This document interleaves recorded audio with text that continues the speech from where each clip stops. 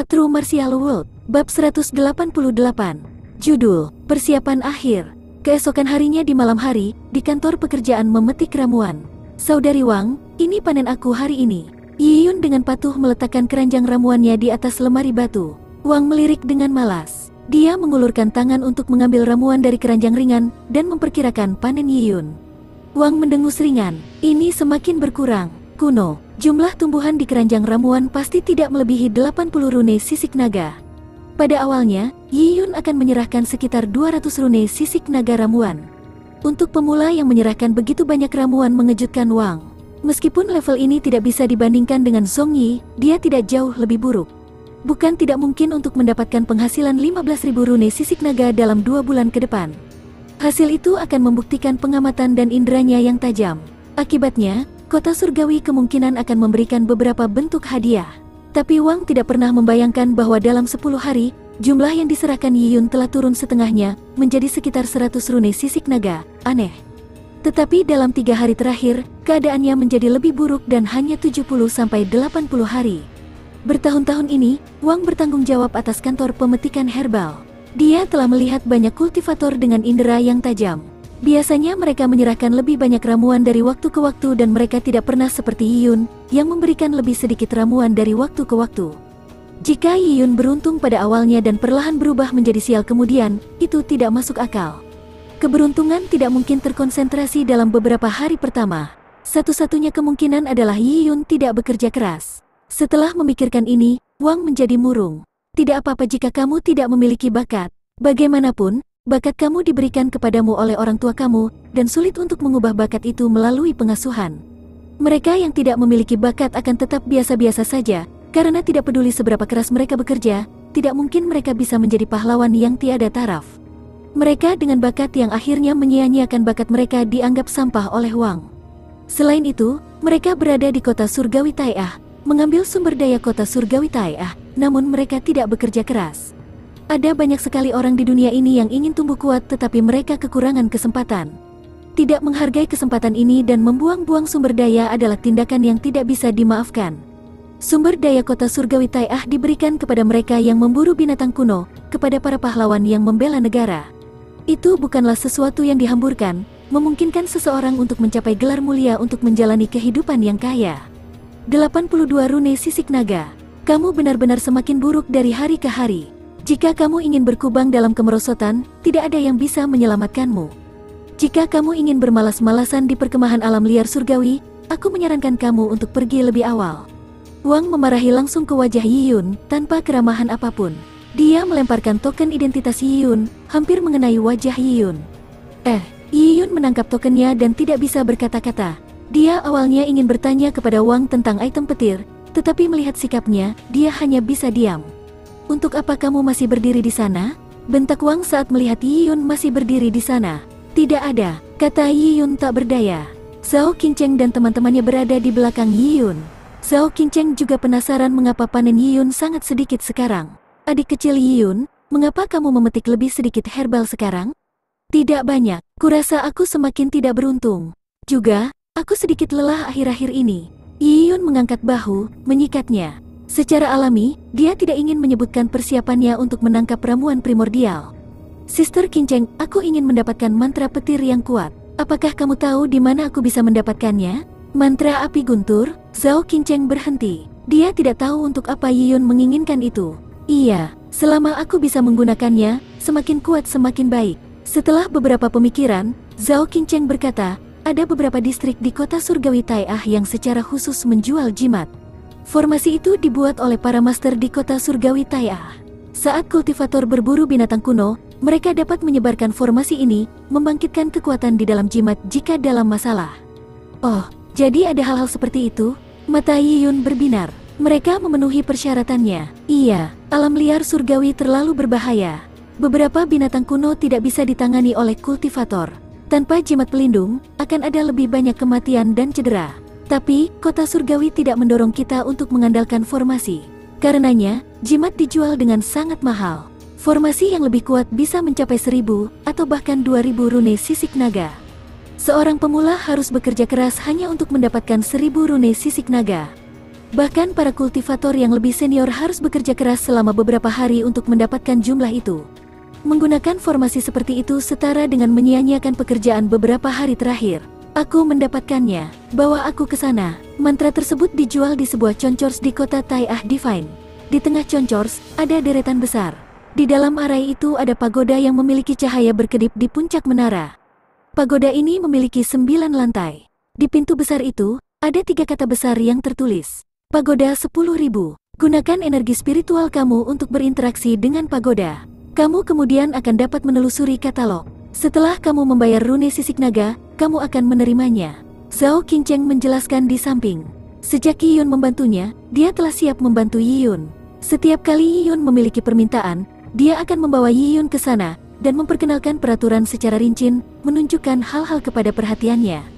Yiyun memejamkan mata, dan segera di benaknya muncul sebuah dinding besar. Dindingnya ditutupi dengan berbagai macam benda kecil. Itu bukan hanya jimat, tetapi termasuk ramuan, relik tulang kuno, cakram formasi, dan lainnya. Ada pameran yang memukau yang memanjakan matanya. Yiyun menyadari bahwa hanya di dinding ini, ada lebih dari 10.000 objek. Dan tembok ini memiliki dinding lain yang menghubungkannya. Sekilas terlihat lebih dari beberapa lusin dinding. Ada banyak sekali. Yiyun tidak bisa menahan diri untuk tidak mengatakannya. Tentu saja banyak. Pagoda 10.000 ini adalah pusat perdagangan kota Tai Ah Divine. Ini tidak hanya produk guru, tetapi produk kultivator lain. Ada banyak kultivator yang pekerjaan utamanya bukan berkelahi, tetapi untuk menghasilkan jimat, ramuan, atau menjadi Desolate Heaven Master, dan lainnya. Produk mereka kemudian akan dibawa ke pagoda 10.000 untuk dijual, membuatnya sangat nyaman.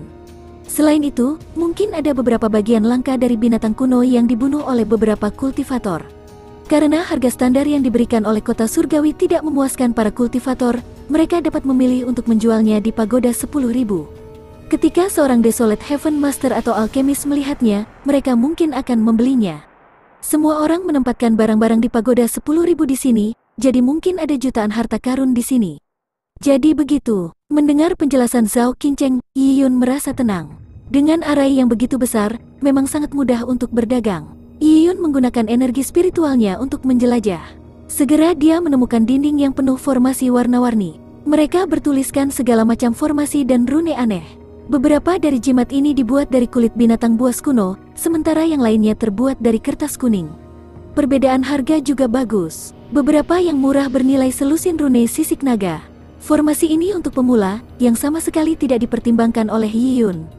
Dia hanya memilih jimat yang termasuk dalam kategori petir api, dan itu harusnya dibuat oleh seorang master. Akhirnya, Yiyun menemukan sesuatu. Itu adalah manik bundar seukuran marmer. Permukaannya terlihat seperti terbuat dari logam murni. Permukaan manik itu ditutupi dengan rune aneh. Dengan menghubungkannya dengan energi spiritualnya, Yiyun bisa merasakan niat membunuh. Energi spiritualnya terasa seperti akan diserap oleh manik-manik. Ini membuat Yiyun tertegun. Dia melihat uraian manik-manik itu. Manik neraka surgawi. Ada relik binatang kuno yang berharga di dalamnya. Relik itu telah diukir dengan rune arai kuno oleh seorang master. Itu adalah item ofensif yang hanya bisa digunakan sekali. Menggunakan Yuan Qi untuk menyalakannya setelah melempar Divine Hellion Beat akan memicu kekuatan petir di dalamnya. Satu Divine Hellion Beat bernilai 2000 rune sisik naga. Kekayaan yang telah dikumpulkan Yiyun hampir sebulan telah menyusut lebih dari setengahnya. Begitu mahal. Yiyun menjilat bibirnya. Bahkan untuk tingkat harta karun ini, hanya 1 atau 2 manik yang disiapkan untuk kultivator peringkat atas, yang menggunakannya untuk hari hujan. Sebagai pemula, menggunakan harta ini mungkin akan mengejutkan orang lain sampai rahang mereka lepas. Ketika Yiyun memilih Divine Hellion Beat, itu dibungkus dengan bola cahaya dan terbang dari pagoda 10.000 ke tangan Yiyun. Yiyun memasukkannya ke dalam kotak giok yang telah dia siapkan sebelumnya dan meletakkannya di tasnya. Zhao Qingcheng sedang menonton di samping. Dia tidak tahu apa itu bola cahaya, tetapi karena itu adalah sesuatu sebagai alat untuk melestarikan kehidupan, dia tidak bertanya lebih jauh. Manik-manik neraka surgawi tidak cukup untuk Yiyun. Yiyun melanjutkan memilih. Dia menginginkan terlalu banyak hal, tetapi karena rune sisik naganya terbatas, setelah memilih 3 item, dia telah menghabiskan semuanya. Beberapa harta karun telah habis untuk mendapatkannya hampir sebulan. Dia benar-benar mempertaruhkan semuanya dalam satu percobaan. Jika dia gagal menangkap ramuan primordial, Yiyun mungkin tidak dapat pulih untuk waktu yang lama. Karena itu, dia perlu memetik herbal dengan benar untuk memecahkan rekor. dia harus mengesampingkan kultivasi gerakan dan keterampilan memanahnya. Setelah persiapannya selesai, Yi Yun melamar selama 7 hari berturut-turut memetik ramuan dari Wang. Periode memetik ramuan berturut-turut berarti dia tidak perlu kembali di malam hari. Makan dan tidur semuanya dilakukan di gunung selama 7 hari berturut-turut. Banyak kultivator hanya akan memetik tumbuhan di siang hari dan mengolahnya di malam hari. Sebelumnya, Yi Yun melakukan hal yang sama. Tapi kali ini, untuk menangkap ginseng yang ungu surgawi, Yi Yun membutuhkan banyak waktu. 7 hari berturut-turut memetik ramuan, Wang melirik Yi Yun dan mendesis. Anak ini yang tidak tahu apa-apa. Dia bahkan tidak bisa bertahan sehari memetik herbal, terlebih lagi, dia ingin 7 hari. Berapa hari dia bisa bertahan? Bisakah kamu mengisi keranjang herbal kamu dalam 7 hari memetik herbal? Lakukan apapun yang kamu mau. Wang tidak bisa terganggu. Dia tidak memiliki hubungan dengan Yi Yun. Bagi pekerja keras, dia akan membantu sedikit, tetapi bagi yang merosot, dia tidak peduli. Dengan 7 hari disetujui, Yi Yun membawa keranjang ramuannya dan berjalan menuju formasi teleportasi menuju Gunung Ramuan di pagi hari. Kemenangan dipertaruhkan. A True Martial World, Bab 189.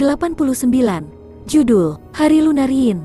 Dengan sinar putih arai teleportasi yang memimpin, Yi Yun melangkah melalui arai teleportasi. Gunung Ramuan ini, berlabel 60, adalah gunung ramuan yang dikirim oleh Yi Yun oleh arai teleportasi. Dalam 30 hari terakhir, dia selalu memetik herbal di label 60. Itu dianggap sebagai gunung herbal yang ditujukan untuk Yi Yun selama beberapa bulan terakhir dan selanjutnya. Penanam yang memilih untuk memetik tumbuhan akan dikirim secara acak ke gunung tumbuhan dan mereka tidak akan berpindah lokasi selama beberapa bulan. Manfaatnya adalah mereka dapat mengingat tempat-tempat yang telah mereka cari, menghilangkan kebutuhan untuk mencari lagi di lain waktu. Jika semua kultivator secara acak ditugaskan pegunungan ramuan baru setiap waktu, itu akan menjadi kemungkinan bahwa tempat yang dicari adalah tempat yang sebelumnya dicari beberapa hari yang lalu oleh orang lain. Yi Yun, dengan gaun merkuri mengalirnya, telah menyisir sebagian besar wilayah gunung ramuan label 60 ini. Yi Yun sangat akrab dengan wilayah radius 100 mil di sekitar surga yang ginseng ungu. Saat dia dikirim melalui arai teleportasi, Yi Yun melakukan perjalanan melalui gunung dengan jalur yang sudah dikenal, perlahan mendekati tebing bunga darah yang itu. Saat ini, Yi Yun berada sekitar beberapa puluh mil dari tebing. Dia tidak terburu-buru untuk mendaki tebing dan terus mencari tumbuhan di dekatnya. Dia juga tidak melatih keterampilan gerakannya. Dia telah melepas Flowing Mercury Gone. Setelah mengenakan 200 pon untuk waktu yang lama, dengan tiba-tiba melepasnya, Yi Yun merasa tidak berbobot dan dia seringan burung merpati, seolah-olah dia bisa melompat ke awan. Ini adalah kondisi optimal Yi Yun. Dengan pertempuran besar yang membayangi, Yi Yun tidak menginginkan apapun yang dapat mempengaruhi kecepatannya. Satu lagi, Deathroot tingkat kuning bermutu tinggi. Ini adalah sejenis ramuan beracun yang bisa dibuat menjadi racun. Yi Yun bergumam pada dirinya sendiri saat dia menyimpan Deathroot. Para alkemis di kota surgawi Tai'ah tidak hanya dapat menciptakan obat mujarab dengan efek menguntungkan, mereka juga dapat membuat obat dengan efek samping, misalnya racun, halusinogen, atau obat dengan efek kelumpuhan. Ada banyak kemungkinan. Setelah Deathroot, ada jamur hitam, akar melingkar darah, rumput hati ungu. Yi Yun memetik ramuan demi ramuan dengan santai, seolah ia telah melupakan ginseng yang ungu surga. Setelah memetik herbal sepanjang hari, malam semakin dekat. Tanpa disadari, Yi Yun sudah mendekati tebing tempat bunga darah yang berada. Yi Yun tahu bahwa ginseng yang ungu surga telah lama menemukan kehadirannya. Ramuan primordial sangat waspada. Dengan metode Yi Yun, mencoba untuk diam-diam mendekati ramuan primordial hanya akan menjadi angan-angan. Itu sekitar 2 jam sebelum tengah malam. Yi Yun mendongak ke langit. Tidak ada bulan dan langit malam hitam seperti batu bara. Yi Yun telah datang ke Gunung Ramuan label 60 pagi-pagi, tapi dia sengaja menyeret waktu sebelum tiba di tebing ini. Alasannya menunggu kesempatan ini. Itu adalah hari pertama bulan lunar, hari bulan baru. Tanpa kehadiran bulan, itu adalah hari Lunarin. Hari Lunarin adalah hari dengan Yin Qi yang paling intens. 3/4 jam lewat tengah malam adalah waktu hari dengan Yin Qi terpadat. Oleh karena itu, Yi Yun telah mengatur waktunya hingga saat Yin Qi adalah yang terpadat sepanjang bulan. Yang ginseng ungu surga menyukai Yang Qi dan menelan tumbuhan yang murni yang di alam. Hari Lunarin pada 3/4 jam lewat tengah malam adalah saat yang paling lemah. Oleh karena itu, Yi Yun memilih momen ini untuk menyerang. Meski begitu, Yi Yun memiliki sedikit kepercayaan diri untuk mencapai yang ginseng ungu surga dengan busur Taichangnya. Kecepatan Heaven Purple yang ginseng sangat menakutkan dan kecepatan reaksinya sangat cepat. Selama beberapa hari terakhir, Yi Yun telah menghabiskan banyak usaha untuk mencari informasi tentang ginseng yang ungu surga. Selain antologi alam liar, dia telah membaca semua informasi tentangnya.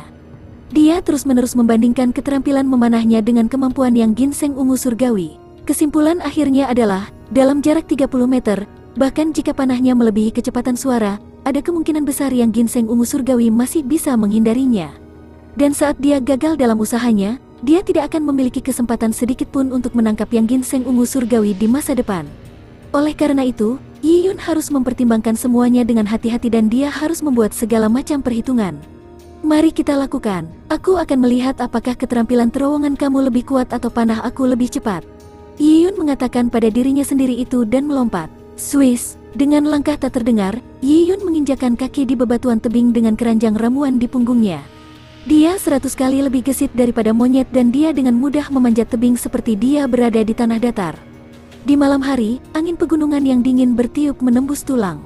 Di puncak tebing datar, kerangka yang lapuk itu tersebar dan berdiri di sana melalui hembusan angin yang berurutan. Yin Qi sangat padat di atas tebing. Di negeri ini, ada beberapa roh yang ingin muncul saat ini. Yi Yun berdiri di tebing sebentar dan memejamkan mata untuk berkonsentrasi. Dengan energi spiritualnya yang terhubung dengan kristal ungu, dia bisa merasakan sesuatu menatapnya.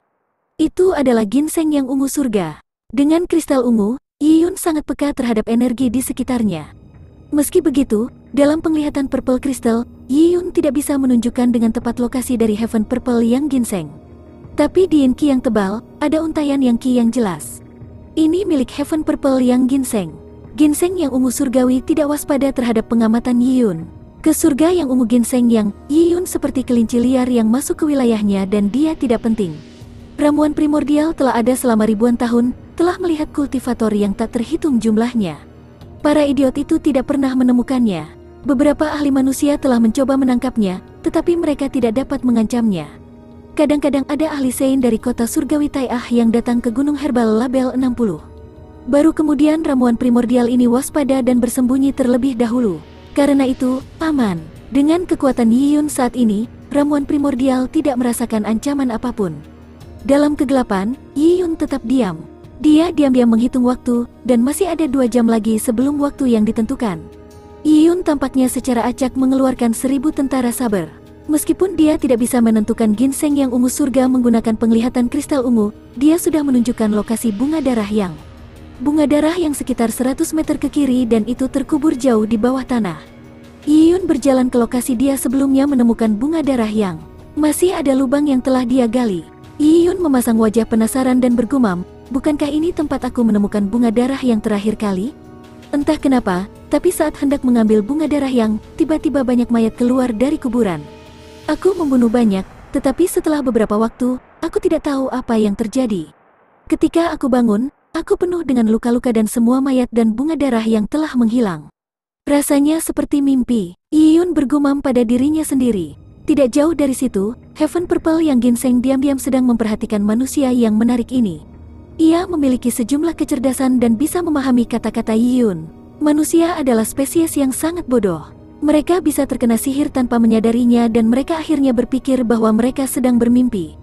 Spesimen bodoh ini bahkan ingin mencoba memetik bunga darah yang angan-angan seperti itu. Setelah Yi Yun tampak bingung untuk waktu yang lama, dia mengayunkan pedang 1000 tentara dan dengan cepat memotong ke bawah.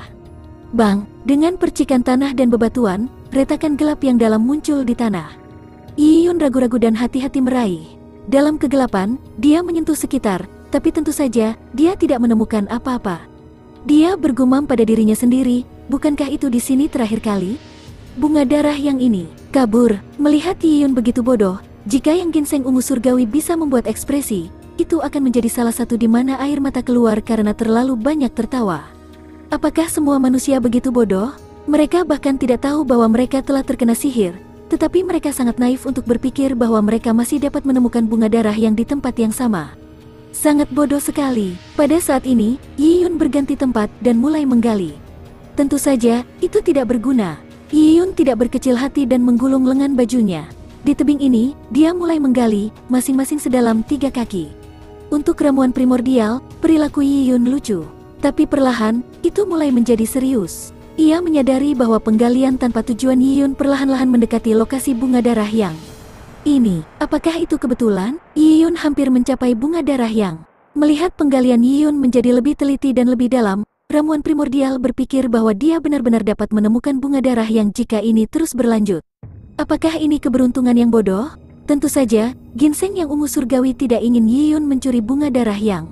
Tiba-tiba terasa bahwa pelajaran yang sebelumnya diberikan kepada manusia bodoh ini tidak cukup parah. Kali ini, dia harus memberinya pelajaran yang lebih parah, mudah-mudahan yang akan mengakhirinya, yang akan menyelesaikan masalah untuk selamanya.